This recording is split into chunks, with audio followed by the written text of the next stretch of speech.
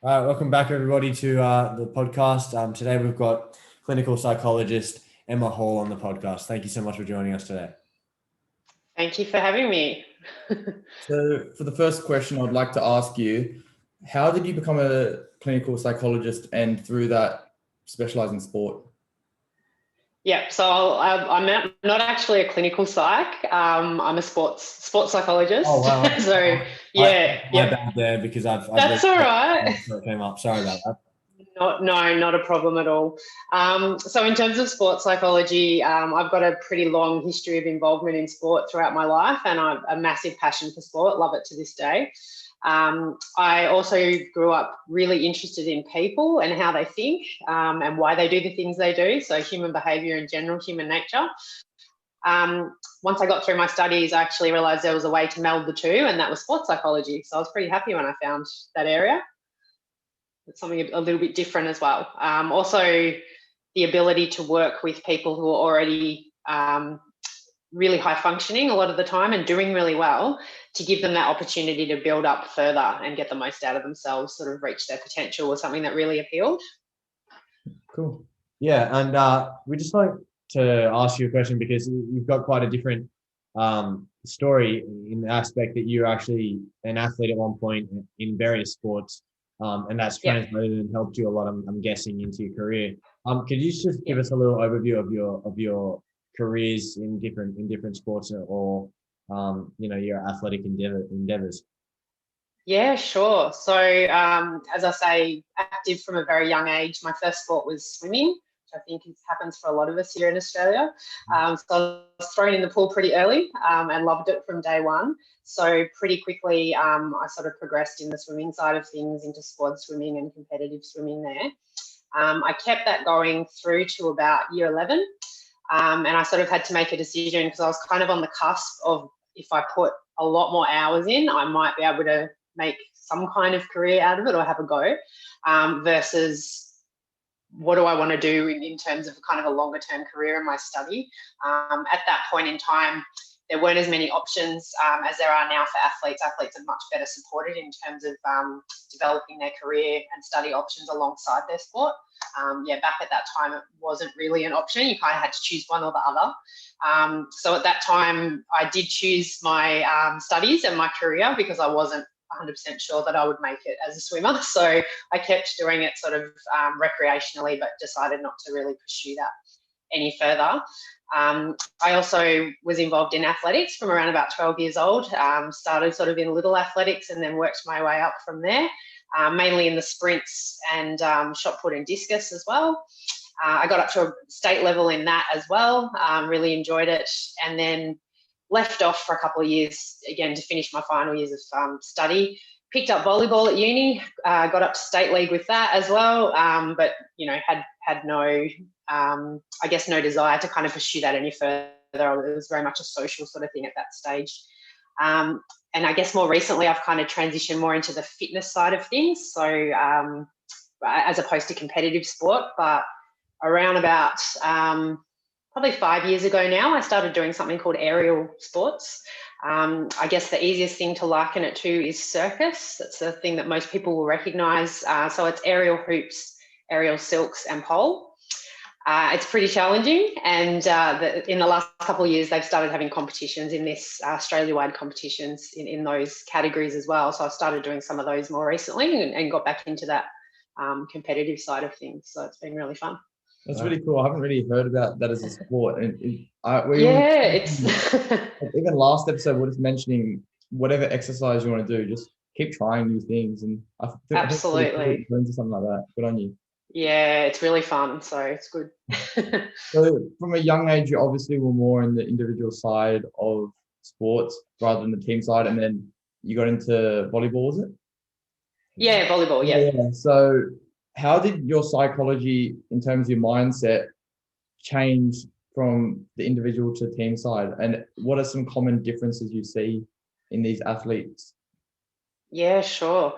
I guess up at the, or not necessarily just up at the higher levels, but at all levels, really, there's obviously a level of competitiveness between players because you're competing for spots on the same team. Yeah. So if you play the same position as someone else, you're obviously going to kind of have to fight for that role. So there can be some healthy competition, and then as it moves up, sometimes that can become a bit overwhelming depending how it's managed.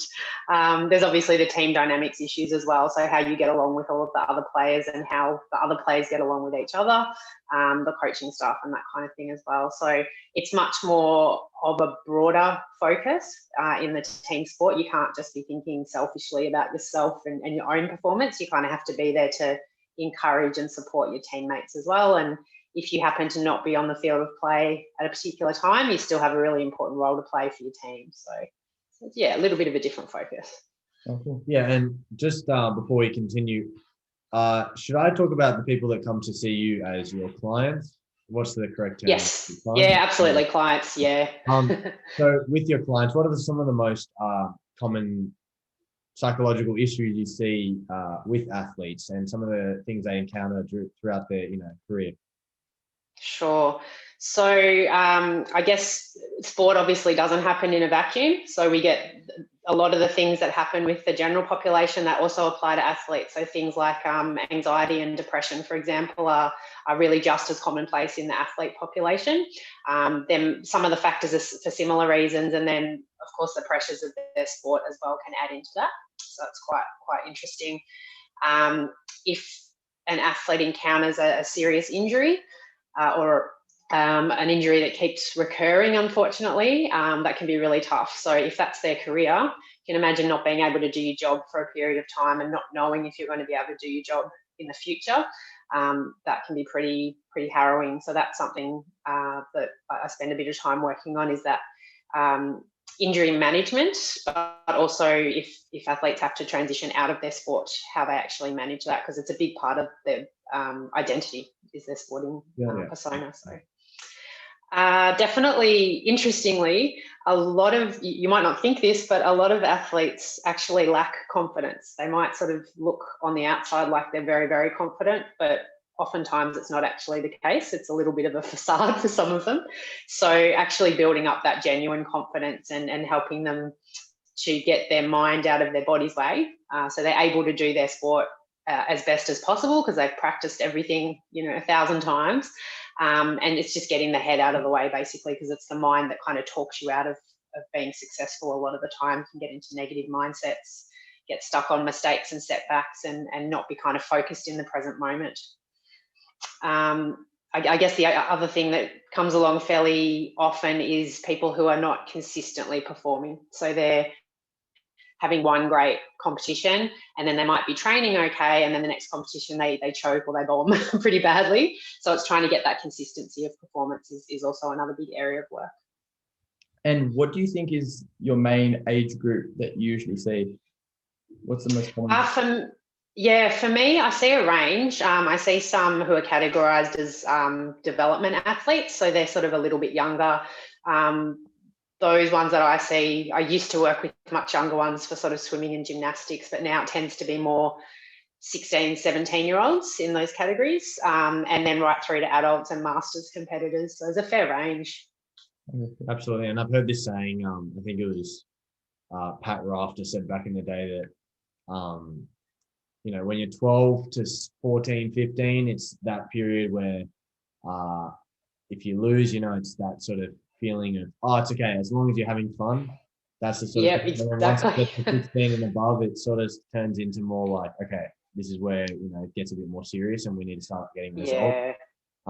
So this is sort of off the cuff question, but like, how does, hormones really affect people? And, at that age, it's just crazy. And with those sort of expectations, from who you've seen, is it really tough on those people that are growing up in that environment with such high stresses, as opposed to a kid who might be eating chips, playing video games on the couch?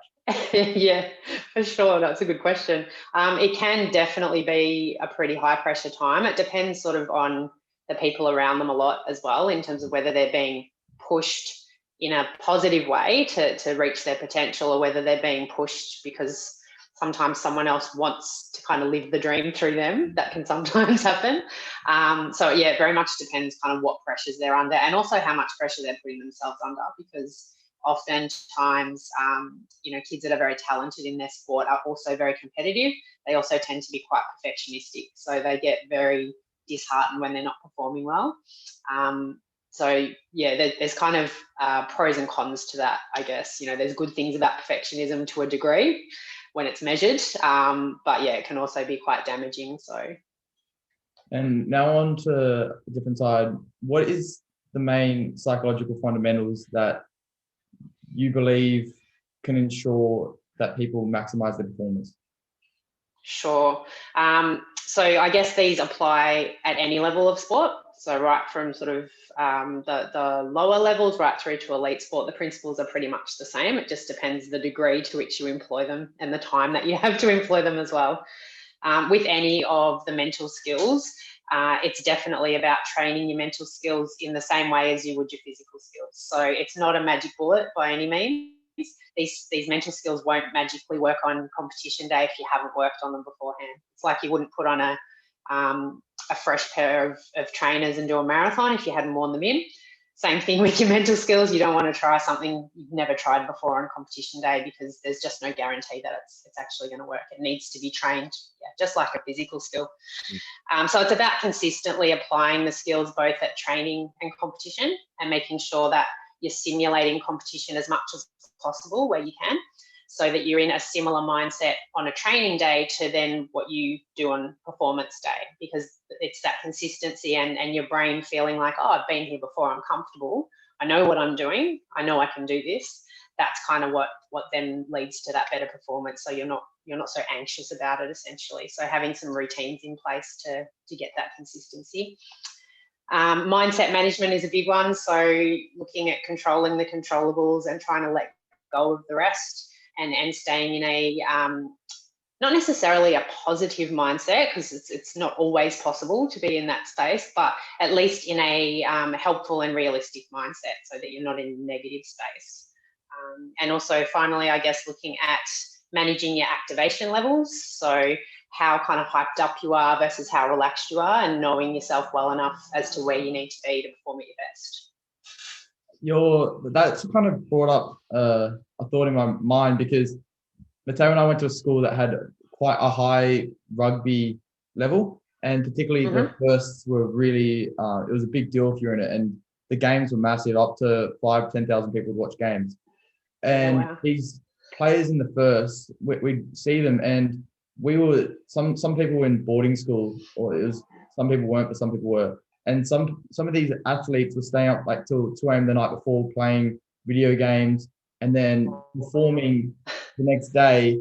And then there was the other people who probably weren't as talented, but they focused on their mindset and ensured that was right. And they both performed, but after school, I figured out these people that just relied on talent ended up going nowhere with their sport. And these people that had their mindset screwed on from 16, 17, 18 continued to a high level. Do you see this commonly? Yeah, absolutely. Look, when you hit, it's that crucial kind of spot around that 16 years-ish. It obviously varies a bit with different sports. Some sports are a bit later, like cycling, for example. But around that sort of tipping point age, up to that point, talent can get you to most places, talent and ability, that natural kind of stuff. But when you start to then try to go up the ranks, that's when that mindset becomes absolutely crucial. So you'll see very big differences in competitors around that time, with the ones that are doing the work on the mental skills and the ones who aren't focused on that. So yeah, it's a huge one. Absolutely. And you mentioned this before, but just like, it's a very, very tough question to answer and have to put a lid on it. But how should people with mental health issues in the first place really approach their competition and their mindset towards that? Because especially if they're competitive, like you said, it comes with a level of perfectionism, and it almost breeds people and kids that just never have a limit. You know what I mean? So how can you really, what are some ways that, maybe parents can help their kids if they have mental health issues to also perform at a high level? Yeah, sure. It is a tricky one, definitely, because sport and exercise for a lot of people is a stress relief, and it helps mood and it releases endorphins. So it's a really positive thing. But if you're putting a lot of pressure on yourself, or there is a lot of pressure on you, then it can go the other way and it can actually become a very negative force in your life. So there's definitely a balance. For the individual doing the sport, it's about trying to build the self-awareness around their own tendencies. So if they know that if they put a heap of pressure on themselves and they don't perform as well as they'd like, then they crash in terms of mood. The first step is acknowledging that and knowing that that happens, and then you can look to do something about it. If they're not aware of the kind of ups and downs and why they happen, then it's a lot harder to do anything about it. So that's kind of the first part, is that education and awareness. It's then around managing expectations, both of the athlete and the people around them, so parents, family, etc., anyone else who's in that frame, and trying to turn down the pressure essentially on that person in terms of their final outcome in performance. Focus more on the process. So look at training solidly, the benefits they get out of training really well, and don't just focus on how they place in competition. That's a really, really important one. So have sort of rewards for things other than just winning or placing in a competition. Make sure there's other things that are just as important. Also developing other areas of themselves that don't involve competition. So other interests, other parts of their life. So it's not all hooked onto them as an athlete. Make sure that they're active in other pursuits as well. That's really, really important. Do you feel like mental health issues are not as commonly diagnosed for athletes as regular individuals that have the same issues?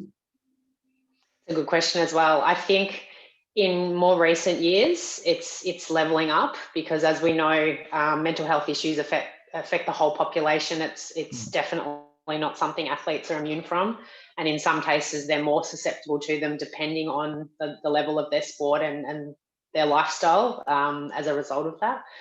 So I think, yeah, in recent years it's becoming more even because there's much more awareness around it. So if you look over the last few years, there's a lot more high-level athletes coming out and talking about their mental health issues, which is great because it normalizes it, and it is, you know, a really common thing across the population. So to have that happen is great. So yeah, I think it's becoming something that's being talked about a lot better. There's a lot more support for athletes now in that space as well as the general population. So yeah, I think the gap is closing, which is really good. I want to ask actually Mateo, because Mateo played tennis at a high level. What was your thoughts around mental health issues in terms of, do you think when you were playing, a lot of athletes were coming out with did you hear about all this stuff, or did you just not think anything of it? I mean, I can tell you honestly, because I was around it all the time, around peers in sport and peers in other sports. It was honestly quite, at my time, I mean, I'm talking like I'm so old right now, but like about 6, 7, 8 years ago, it was more just pushed down. I think it was very much like, get over it. And I feel like it's very similar to overtraining and, you know, training the right amount. So like overtraining would be people are struggling from mental health issues, and people will be like, get over it. Same thing. If you have a sore leg, sore arm, people will be like, walk it off, get over it. Come on, let's keep going. Yeah. It's the same sort of thing. Like people would sort of suppress that and just try their best to keep going until something crazy happens where they're just off the rails, you know? So, and that's why we see a lot of that happen in people of all sports. You see off the rails things happen, you know, man, what's wrong with this guy or this girl? But yeah, in my opinion, it's not, you know, being in the spotlight or being at such a high level or training such a crazy amount of time can really affect people in ways that people that don't grow up that way will never understand you, quite frankly. So I think, to answer your question, it was more just suppressed. Yeah. It wasn't really talked about. It was more just get over it. Come on, let's keep going. I think that was the biggest thing. So there is a lot of progress for sure. Yeah, I think it's the issues have always been there, and they will always be there. They're prevalent, definitely. And yeah, you're quite right. It was kind of frowned upon to talk about that stuff. You know, back a decade in a way, or more ago. It shows in a way, because in a lot of sports, you don't want to be giving away anything to your opponent. Yeah. Back then, it wasn't really much social media, but like if you talk in person, people, man, people are brutal. People will do whatever they need to do to win Yeah. a match. You know, if you say you struggle under pressure, people will be yelling at you from the other side of the court, like trying to get in your head. It's just as much mental as it is physical. So people don't care about anyone else. You know, you just want to do the best you can. Quite frankly, most people do. So it's not that crazy. It's not a bad person if they want, if they just do what they can to win. But I mean, people will take advantage of it. So you don't really want to talk about it with your peers. That's a big thing, though. Yeah, for sure. Yeah, And especially up at those high levels, for sure. Yeah. And another thing that kind of sparked my thought is because I've been seeing Israel Folau linked back to NRL. A lot of I think another social issue is gay athletes, because people like NRL. There's no one I think there's one or two people that have come out as gay. No one when you think about how many people there are, that there's bound to be gay players. Yeah, not just one, but 10, 20, 30. And I feel like that's still what mental health was probably 10 years ago, just pushed under the rug and no one wants to say anything. What's your thoughts on that sort of thing? Yeah, I think, it's an interesting comparison. I mean, obviously completely different spheres, but in terms of the attitude towards it, I think, there can be some parallels drawn for sure. And I hope that, you know, whilst it has improved, I think there's a hell of a long way to go to make people feel more comfortable in just being themselves, essentially, and feeling like, you know, it doesn't matter who you are as long as you perform. You know, that's great. It really doesn't matter. I think it'll hopefully continue to improve the attitude towards that, and people will feel more comfortable to just be able to be genuine and feel comfortable doing that. Quite honestly, we have no idea how much that sort of stuff really takes an impact on people's performance as well. So absolutely, you can't really talk when people are starting to underperform. You can't really be like, oh, this is the reason. Everyone reckons they're an expert the day after something happens. So but just to move on more to the competition base now. Sure. A big thing when I was younger, and I was preached to about this, and the big thing is visualization and the power of visualization before you go out and compete. What are your thoughts on this? I know a lot of people believe in it, and I tell you what, a lot of people that believe in it end up doing very well. So I mean, there must be something to it. So what are your thoughts on visualization, more specific before competition? Sure. I think it's one of a suite of tools that definitely is very useful. It's not the be all and end all. If that's the only mental skill you practice, then you're probably not using everything to its best effect. But amongst, you know, a suite of tools, it's really, really useful. The reason that visualization or mental imagery works is it actually fires the same pathways in the brain as when you physically do a movement. So if you imagine yourself, for example, executing a really good tennis serve, it fires those same pathways as if you were physically performing it, obviously at a much lower level. But it also creates a sequence in your brain, a sort of a video clip, I guess you would say, of you executing that skill successfully. So then when you step up to do it, your brain sees that video playing, and more often than not, it will play out. So for example, if, and this has happened to me before as well, if you step up to say, do that serve, and in your head flashes up an image of you hitting it into the net, because that's what you did just before in your last training session, more often than not, that will actually happen and play out. So you've got to be really careful to play in your mind and focus on what you want to happen, not what you don't want to happen or what you want to avoid. So there's definitely a basis to visualization, and it's been proven through research to speed up skill acquisition. So if you're changing or adjusting a skill or learning a skill, if you visualize the correct technique and yourself doing that correct technique before you execute it consistently as part of your training, it does actually have a really, really good effect. Similarly, players who are injured are often now encouraged to use mental rehearsal, imagery, visualization, or kind of similar things when they're not able to physically perform in their sport, because it just keeps those mental connections fresh and keeps them sort of their head more in the game. So. And Emma, you would have heard this 1,000 billion times, I'm sure of it, but it's the whole example of don't think of a pink elephant, don't think of a pink elephant. Yeah, exactly.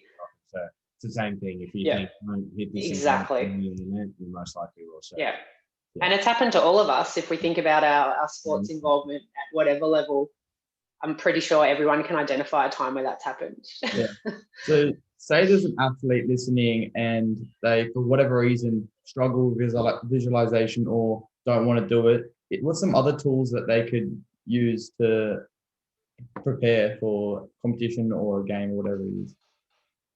Yep. So aside from visualization, there's a heap of other stuff. So you can look at, I mentioned before, getting some pre-performance routines together, and that helps with consistency. So you work out in the lead up to a performance what factors help you to perform better, and that's anywhere through from physical warm-up to if you're listening to music or a podcast or whatever works for you, the food that you're eating, your hydration, what you're thinking about when you switch on to your performance, when you're taking some time out and maybe trying to relax, all those kind of things.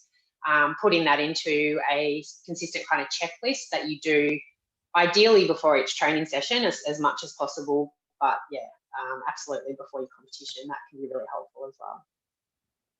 yeah, and just to move on to your career, just like to ask, what we've talked about plenty of different issues and mental, psychological issues that people endure before performing. But what more specifically, if you would like to share, some of the the battles you had before competition, or in your days of competing, mentioned before, that you might have learned some lessons from those things.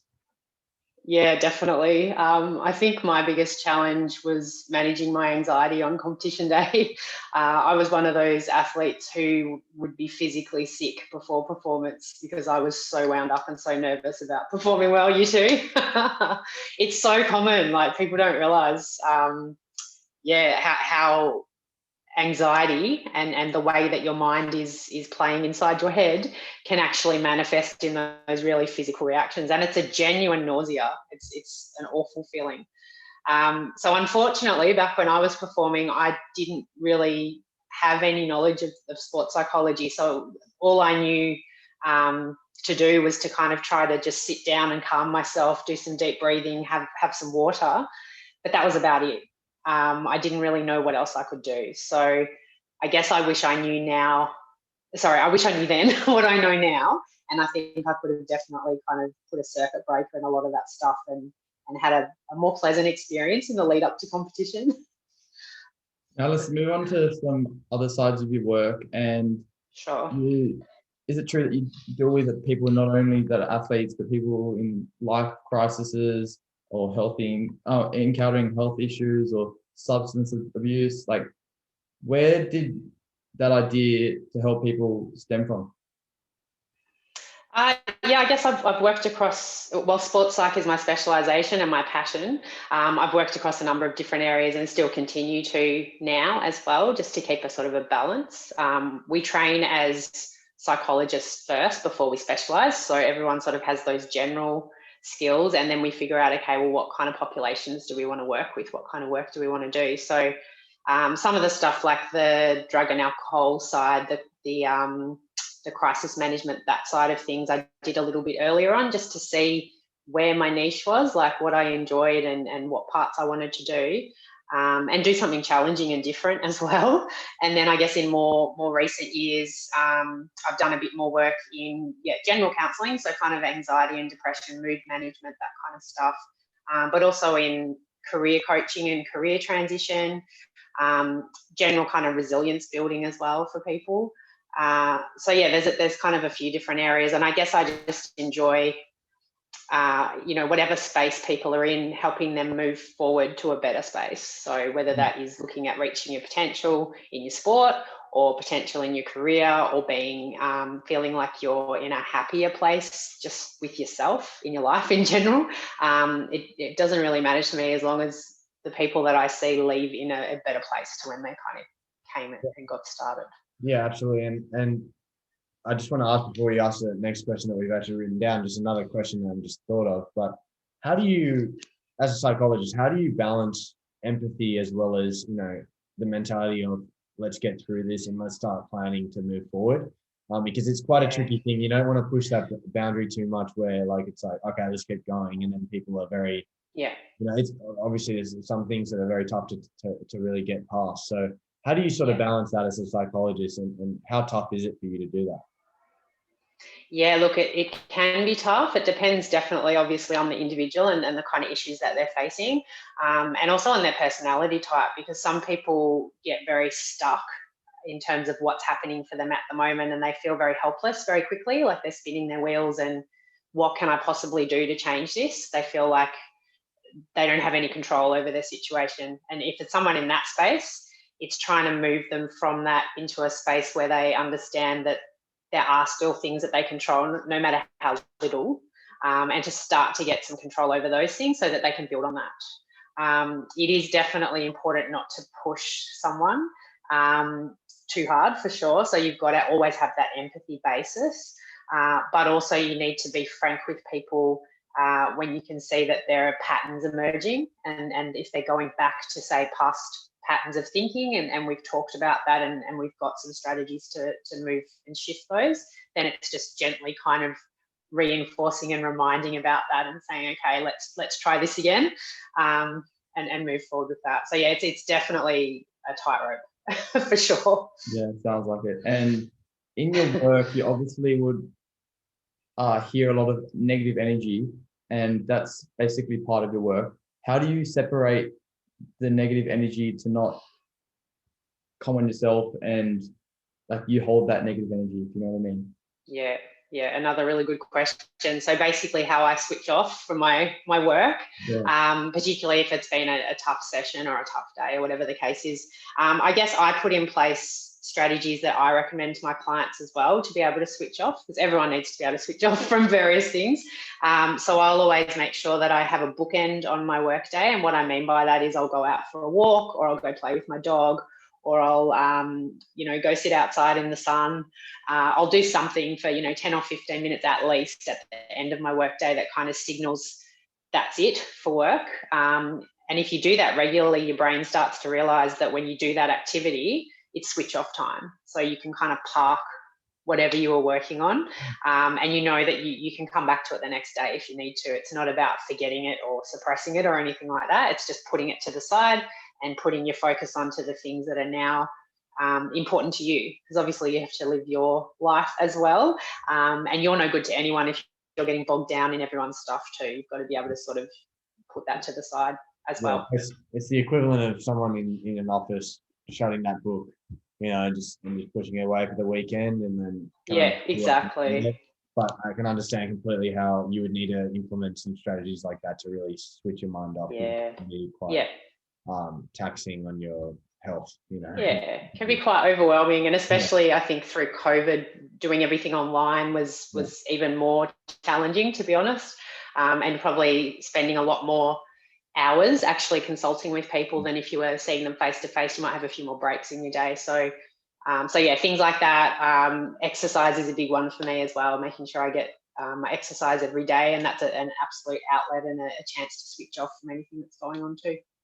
Yeah, absolutely. And just to finish off, this is one of our last questions, but to go back to the sort of athlete side of things, you mentioned there's some parents that live vicariously through their kids' lives and the sport, their careers, but there's also some families that are very supportive and will sort absolutely of support their kids no matter what or athletes, whatever they do, whatever they choose to do.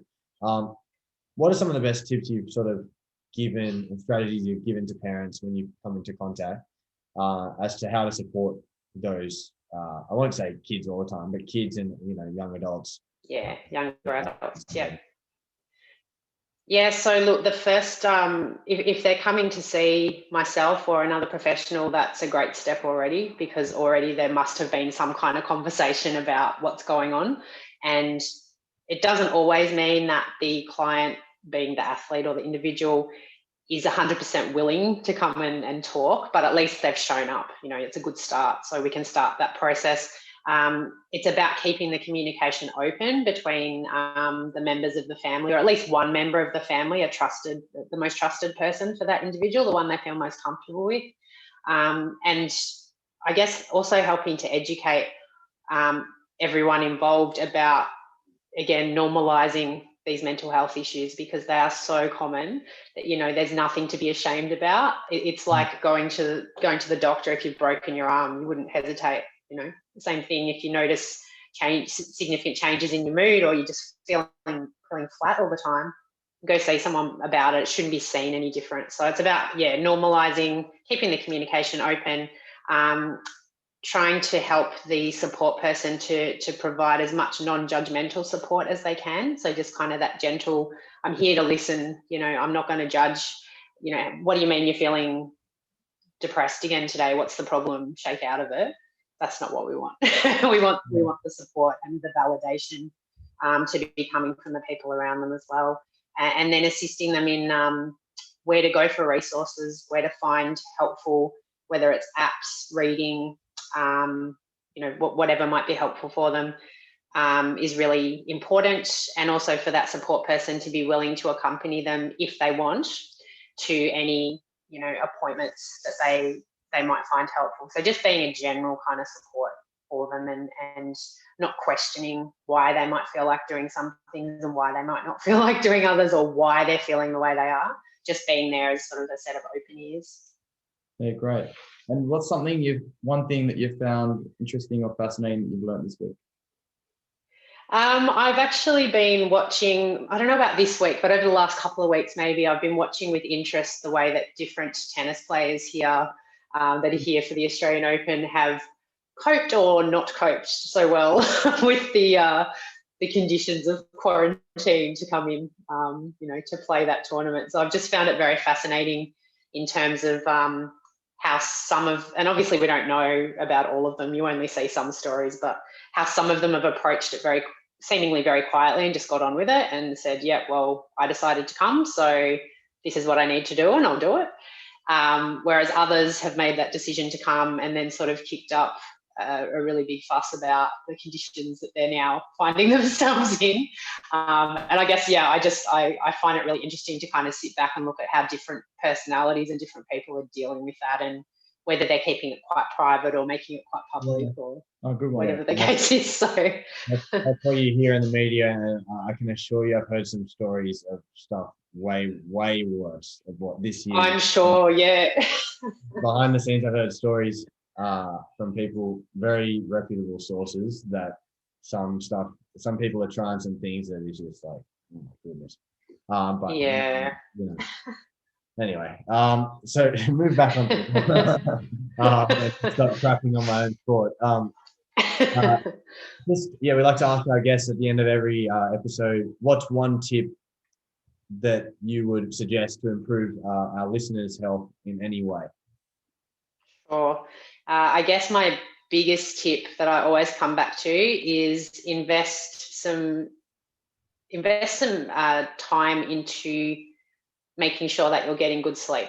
Because if you're fatigued physically and mentally, it affects everything. Your mood is down, you're irritable with people, you don't feel refreshed, everything's a struggle. You don't feel like cooking, good meals for yourself. You don't feel like engaging with people. You're not fully present. So it's just, it's so all encompassing that, I think the biggest thing is sleep issues are so common. Again, if it's something that you're not great with, go see someone about it. It's so easy to fix. Like it can absolutely be fixed. It's a habit-based behavior. So it's really easy to fix. I see loads of people about their sleep issues, and in a matter of one session and a few weeks of them practicing some stuff, they're back on track and just feeling 100 times better. So sleep, don't underestimate how important it is. So crucial. Yeah, absolutely. And now I'd like to give you a chance to let the listeners know where they can find you, what some of the services you provide, and that who you can help out. Yeah, sure. So I'm Melbourne based, but one of the few positives of COVID has been, of course, the advent of online consulting. So I do quite a bit of my session work now on an online platform, which means obviously people who are anywhere in the world literally can access a session, which is fantastic. So I'm still practicing face-to-face in Melbourne again now, but I'm still doing quite a lot of online work. As I mentioned before, I do general counselling, anxiety, depression, personal growth, that kind of thing as well. Career counselling, obviously the sports psychology side of it, so enhancing performance, whether you're in sport or the performing arts or anything that requires, good performance, which includes career stuff. And behaviour change as well. So making healthy behaviour changes for people starting exercise, for example, changing eating habits, that kind of stuff can support with too. And in terms of where you can find me, this is always a fun one because my business name is very interesting. It's my middle name, which is Vashti with a V. So it's Vashti Performance Services. And if you Google that, you should be able to find me. So, and yeah, we'll put it in the description because I think a few people might struggle with typing that out. Yes, absolutely. So we might need a little visual there, or it to be typed out somewhere for sure. Yeah, we'll put it in the link below. Just one question before we let you go. You have two pretty traditional names in terms of Emma and Hall. Where did yes. So Vashti, I've actually got two very interesting middle names, Nuala and Vashti. Yeah. My parents thought they'd give me a pretty easy set of kind of standard names so that I wouldn't have any trouble, spelling them out or anything. Although you'd be surprised. Yeah, exactly. And then they thought, hey, I'll give her a couple of really interesting middle names so that if she gets bored with her other names, she can pick one of those and just be really different. So cool. Well, look, you put it and made it your business name. So there you go. Exactly. I've been using it, so that's good. Absolutely.